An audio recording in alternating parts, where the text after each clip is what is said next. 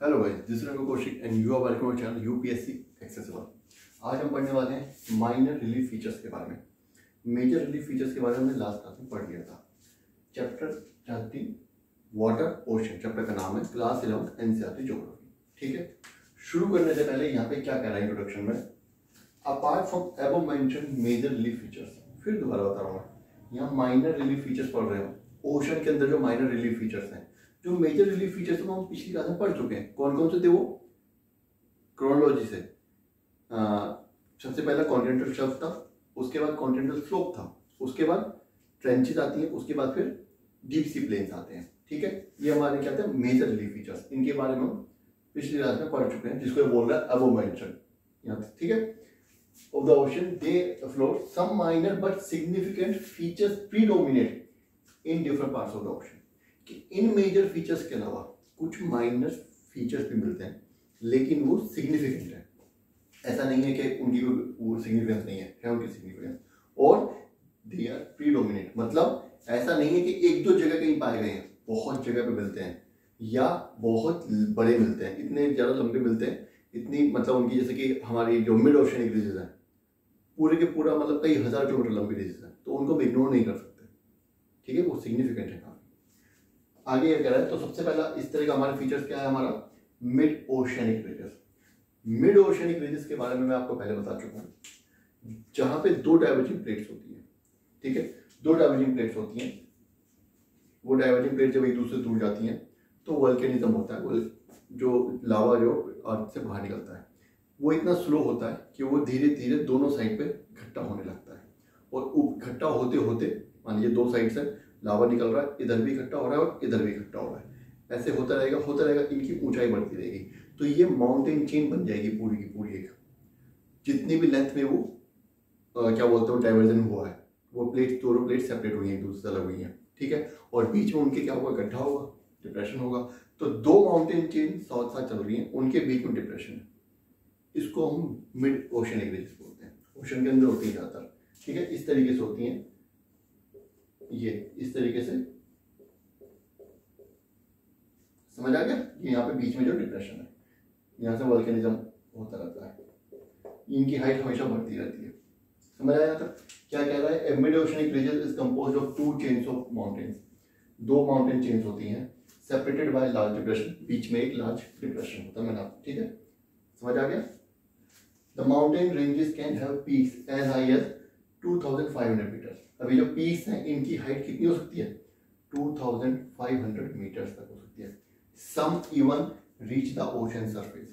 इनमें से कुछ ओशन के सरफेस तक भी पहुंच सकते हैं। समझ आया।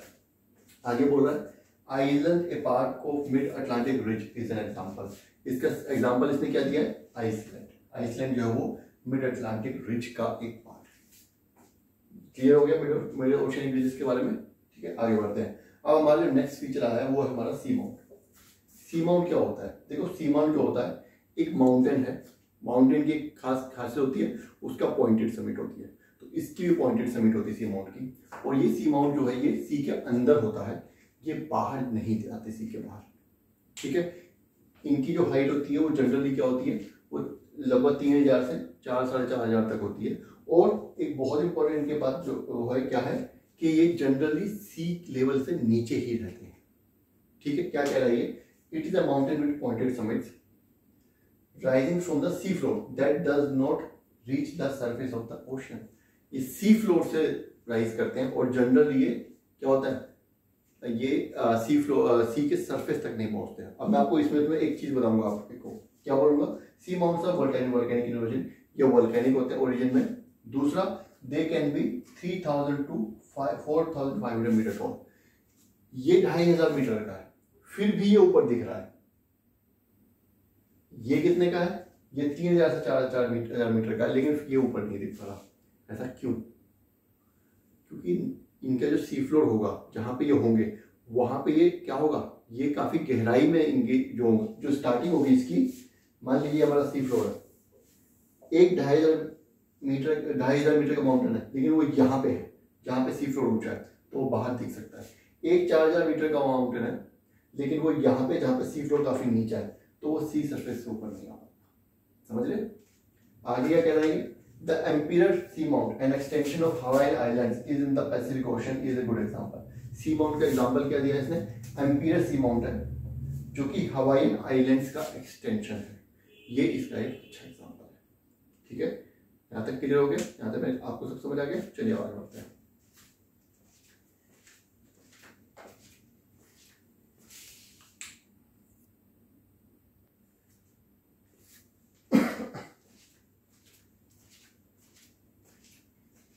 चलिए अब हम आ जाते हैं सबमरीन कैनियंस पे। देखो नदियां कैनियंस बनाती हैं, हम पहले पढ़ चुके हैं जियोमॉर्फोलॉजी में, मैं आपको जियोमॉर्फ फीचर्स में पढ़ा चुका हूँ। नदियां कैनियंस कैसे बनाती हैं, जब वो पहाड़ों के बीच में गुजरती हैं तो वो क्या करती है, पहाड़ों को काटती हुई चलती है। गॉर्जेस और कैनियंस ऐसे बनते हैं। गॉर्जेस जो होती है वो थोड़ी नैरो होती हैं, कैनियन बहुत ज़्यादा फैली हुई होती है। क्या इसका रीज़न है, कैसे बनती है, वो मैं आपको पढ़ा चुका हूँ। लेकिन इसी तरह की कैनियंस समुद्र के नीचे भी पाई जाती है, जो नदियाँ। अब आप कहोगे समुद्र के अंदर नदी कहाँ से आ गई, देखो ये यहाँ तक हमारी लैंड है, ये हमारी लैंड है। इसके बाद क्या होगा, इसके बाद कॉन्टिनेंटल स्लोप स्टार्ट हुआ, उसके बाद कॉन्टिनेंटल शेल्फ स्टार्ट हुई। ठीक है, ठीक है। जो नदी यहाँ से इधर आई, वो नदी और पानी जो होता है उसका जो फ्लो होता है इतना होता है कि वो थोड़ा डिस्टेंस तक वो ट्रैवल करता हुआ जाता है पानी। ऐसे नहीं है कि यहाँ के रुक जाएगा और बस कि हाँ मैं पहुँच गया, नहीं, वो अंदर तक घुस जाता है। और जब वो घुसेगा तो उसके साथ जो डस्ट पार्टिकल्स लाए नदी वो भी जाएंगे कि नहीं जाएंगे अंदर। और हमें पता है कि जो रिवर कटिंग जो होती है, जो रिवर बेड कटिंग होती है, वो सबसे ज़्यादा डस्ट पार्टिकल्स ही करते हैं, मूविंग डस्ट पार्टिकल्स। वो मूविंग डस्ट पार्टिकल्स क्या होंगे, नीचे के पत्थर को काटेंगे। और एक बात और ध्यान रखना, यहाँ जो ये माउथ ऑफ रिवर है, यहाँ पे डस्ट पार्टिकल्स सबसे ज़्यादा होते हैं, ये भी आपको पता है। बहुत फाइन पार्टिकल्स होते हैं, ये भी आपको पता है, तो बहुत ज़्यादा कटिंग कर देते हैं। ठीक है, तो इस तरीके से यहाँ पे कैनियन डेवलप हो जाती है। इस रीजन में खाई जैसे डेवलप हो जाएंगी, जैसे कि हमने मतलब अर्थ पे हमने कैनियन देखें, ग्रैंड कैनियन जो हम बात करते हैं। ठीक है, क्या कह रहा है ये, दीज आर डीप वैलीज, ये बहुत गहरी वैलीज होती हैं। सम कंपेरेबल टू ग्रैंड कैनियन, और कुछ तो ग्रैंड कैनियन जितनी बड़ी होती हैं। Of the Colorado river, grand canyon कौन सी रिवर बनाती है, याद रखना फ्रेंड, बहुत इंपॉर्टेंट है। कोलोराडो रिवर बनाती है ग्रैंड कैनियन। ठीक है, they are sometimes form cutting across the continental shelf और स्लोप। कहाँ मिलती है, कॉन्टिनेंटल शेल्फ और स्लोप को काटती हुई मिलती है। ठीक है, often extending from mouth of large rivers, कहाँ से स्टार्ट होती है, लार्ज रिवर्स के माउथ से। लार्ज रिवर, छोटी रिवर से इतनी बड़ी नहीं बन पाएगी, लार्ज रिवर्स। ठीक है, the Hudson canyon is the best known submarine canyon example. सबसे बेस्ट नोन जो सबमरीन कैनियन एग्जांपल है उसका, वो है हमारा हडसन कैनियन। ठीक है, क्लियर हो गया। आगे आ गया, अब हमारा नेक्स्ट आ गया हमारा गोयोट्स। अभी जो गोयोट्स होते हैं ये भी सी माउंट्स होते हैं, लेकिन ये इस तरीके के सी माउंट्स होते हैं जो कि ऊपर से फ्लैट होते हैं। इनकी समिट जो होती है वो पॉइंटेड नहीं होती बल्कि फ्लैट होती है। इनफैक्ट ये इन सी माउंट्स की खास बात है कि इनमें सब्सिडेंस के एविडेंसेस मिलते हैं। मतलब ये इस तरीके की टेबल लैंड है सी के अंदर, इस तरीके की टेबल लैंड है, ये वाटर है, लेकिन यहाँ पे ऐसे एविडेंस मिलते हैं जो ये बताता है कि ये जो हिस्सा है ये कभी पानी के ऊपर था। और इसी वजह से सब्सिडेंस बहुत तरीके से होता है। सब्सिडेंस का मतलब होता है कोई भी पार्ट ऑफ लैंड जो धीरे धीरे नीचे जिसकी आ जाता है, जिसकी क्या होती है, ऊंचाई कम हो जाती है क्योंकि वो नीचे घिसने लगता है। उसके कई सारे रीजन होते हैं। कई बार क्या होता है कि सब्सिडेंस का रीजन डाइवर्जिंग प्लेट्स भी हो जाती है। मान लीजिए डाइवर्जिंग प्लेट है, ये पीछे जा रही है, तो जो बीच में कोई अगर रॉक होगा या कोई हिस्सा होगा टेबल लैंड होगी वो नीचे चली जाएगी, है ना। कई बार क्या होता है कि आइसोस्टेसिस इसका वजह हो सकती है। आइसोस्टेसिस के बारे में अलग से क्लास लूंगा। बेसिकली ये होती है कि जो हमारा जो एक क्रस्ट है, लिथोस्फीयर इज फ्लोटिंग ओवर एस्ट्रोस्फीयर। हमारी जो क्रस्ट है ये नीचे वोल्टन लावा है, तो अगर कहीं पे माउंटेन पहाड़ बना है, सपोज की ये दो प्लेट्स हैं, ये दो प्लेट्स हैं, ये आपस में टकराई और यहाँ पे पहाड़ बन गए बड़े बड़े, तो यहाँ पे क्या हुआ, टकराई, सारा मैटर यहाँ पे एक्यूमुलेट हो गया, तो इस जगह पे वेट बहुत ज्यादा बढ़ गया कि नहीं बढ़ गया, तो ये क्या होगा, ये रीजन नीचे दबने लगेगा। इसको भी सब्सिडेंस होता है। तो मैंने आपको थोड़ा सब्सिडेंस के बारे में बता दिया है, ठीक है, यहाँ पे हल्का फुल्का, बाकी आगे डिटेल में करेंगे। तो सब्सिडेंस की वजह से ये माउंटेन जो है, जो फ्लैट टॉप माउंटेन है, पानी के अंदर सबमर्ज हो गए हैं। क्या कह रहा है? It is a flat top mount, sea mount, ये फ्लैट टॉप सी माउंट है। They show evidences of gradual subsidence through the stages. Subsidence एकदम से नहीं हुआ, बहुत सारी स्टेजेस में हुआ है to become flat top submerge mountains. और क्या बन गई ये? Flat top submerge mountain. बहुत स्टेजेस में इनका सब्सिडेंस हुआ है और एंड में ये क्या बन गया? Flat top submerge mountain. It is estimated that more than 10,000 sea mounts and fjords exist in Pacific Ocean alone. 10,000 से ज़्यादा सी माउंट्स और fjords जो है वो कहाँ है? सिर्फ पैसिफिक ओशन के अंदर ही। ठीक है, बहुत बड़ी संख्या है। आगे क्या कह रहा है? अब बहुत इंटरेस्टिंग कहानी है हमारे अटोल की। अटोल की कहानी काफी इंटरेस्टिंग है। देखो क्या होता है।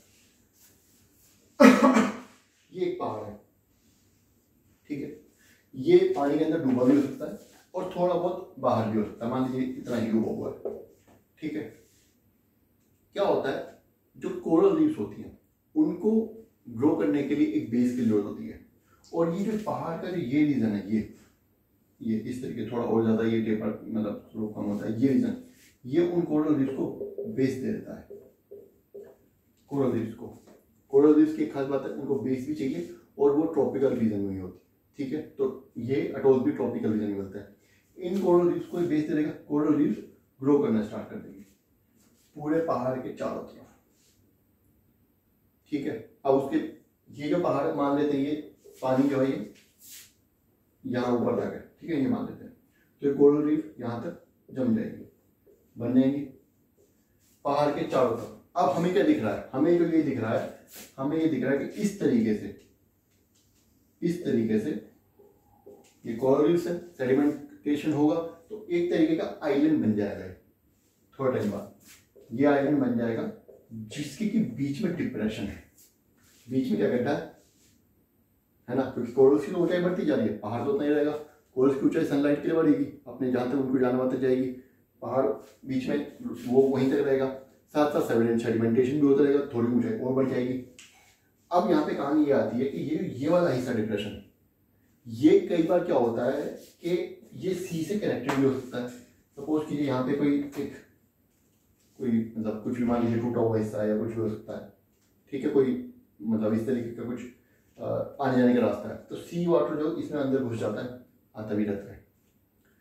कई बार क्या होता है ये बिल्कुल ब्लॉक हो जाता है, बंद हो जाता है। उस रीजन में क्या होगा? तब ऐसा होता है कि वो सी वाटर तो रहेगा, लेकिन वो सी वाटर धीरे धीरे एवापोरेट हो रहा है, तो बहुत ज़्यादा सैल्टी हो जाएगा, बहुत ज़्यादा ब्रैकिश हो जाएगा, दलदली टाइप का हो जाएगा यहाँ पर। और जब ये सी वाटर पूरी तरीके से इवेपोरेट हो जाएगा तो यहाँ पे बारिश का पानी इकट्ठा होने लगेगा, तो यहाँ पे फ्रेश वाटर भी हो सकता है, ठीक है। तो अटोल बेसिकली एक आइलैंड होता है जो पहाड़ के चारों तरफ कोरल रीफ्स के थ्रू बना होता है, ठीक है। इसके सबसे अच्छा एग्जाम्पल है हमारा क्या है? हमारा सबसे अच्छा एग्जाम्पल है Lakshadweep islands. Lakshadweep island basically coral islands ही हैं, ठीक है, समझ आ गया। अब देखते हैं आगे लिखा है, these are low islands found in tropical ocean. Tropical ocean में ही मिलेंगे क्योंकि कोरल्स को सर्वाइव करने के लिए ट्रॉपिकल रीजन ही चाहिए, सनलाइट चाहिए होती है, उतनी सनलाइट ट्रॉपिक्स में ही मिलती है। Consisting of coral reefs surrounding a central depression, एक सेंट्रल डिप्रेशन है, उसके चारों तरफ कोरल रीफ्स हैं, ठीक है। It may be a part of sea lagoon. इसको जो अगर ये मान लो यहाँ से कनेक्टेड है सी से, तो पानी जो आता जाता रहेगा उसको हम लगून बोलते हैं। उसको अगर पानी कनेक्टेड है, कोई एक झील है समुद्र के किनारे और वो सी वाटर से कनेक्टेड है, पानी सी वाटर जो है उसमें आता जाता रहता है, तो उसको हम लगून बोलते हैं। मैं पहले बता देता हूँ, इसको वीडियो बनाइए। Sometimes from enclosing body of fresh brackish of saline water. कभी कभी फिर ये एनक्लोजिंग बॉडी बन जाते हैं जिसमें कि फ्रेश वाटर भी हो सकता है, ब्रैकिश या हाईली सैलिन वाटर भी हो सकता है, ठीक है। ये टॉपिक हमारा यहीं खत्म हो गया। नेक्स्ट टॉपिक हमारा temperature of ocean waters, factors affecting temperature distribution. अब सी का जो टेम्परेचर है ओशन का वो कैसे है, क्या क्या फैक्टर्स उसको इम्पैक्ट करते हैं, उसके बारे में पढ़ना है। तो टेम्परेचर के ऊपर 2-3 क्लासेस होंगी, उसके बाद फिर सैलिनिटी के ऊपर क्लासेस होंगी, क्योंकि सैलिनिटी और टेम्परेचर एक जैसे नहीं होते हैं हर जगह। सी में, समुद्र में वो बदलते रहते हैं, डेप्थ के साथ भी और स्पेशली भी, हॉरिजॉन्टली भी, वर्टिकली भी। तो हमें सब कुछ पढ़ना है, ठीक है। तो ये वीडियो आई होप आपको समझ आई होगी। तो ये वीडियो देखेंगे, कुछ समझ नहीं आया तो कमेंट कर देना, मैं दोबारा बता दूंगा। और बाकी वीडियो अगर पसंद आई तो लाइक करना और चैनल को सब्सक्राइब करना है। Thank you.